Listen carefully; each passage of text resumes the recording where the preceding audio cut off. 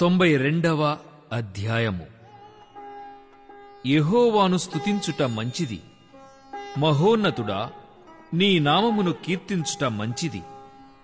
ఉదయమున నీ కృపను, ప్రతి రాత్రి నీ విశ్వాస్యతను 10 తంతుల స్వరమండలముతోనూ గంభీర ధ్వనిగల సితారాతోనూ ప్రచురించుట మంచిది.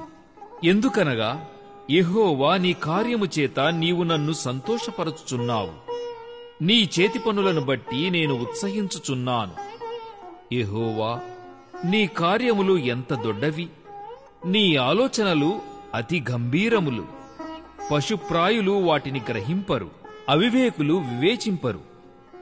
నిత్య నాశనము నొందుటకే గదా భక్తిహీనులు గడ్డివలే చిగుర్చుదురు. చెడు పనులు చేయువారందరూ పుష్పించుదురు. యెహోవా, నీవే నిత్యము మహోన్నతుడువుగా నుందువు. నీ శత్రువులు, యెహోవా, నీ శత్రువులు నశించెదరు.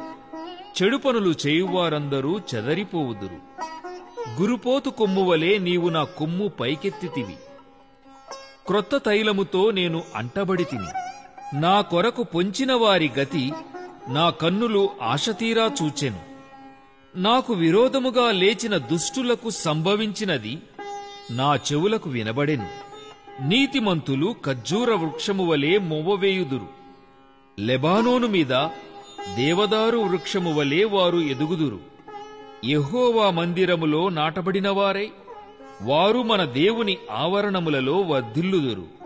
నాకు ఆశ్రయదుర్గమైన యెహోవా యథార్థవంతుడనియు ఆయన యందు ఏ చెడుతనమును లేదనియూ ప్రసిద్ధి చేయుటకై వారు ముసలితనమందు ఇంకా చిగురు పెట్టుచుందురు.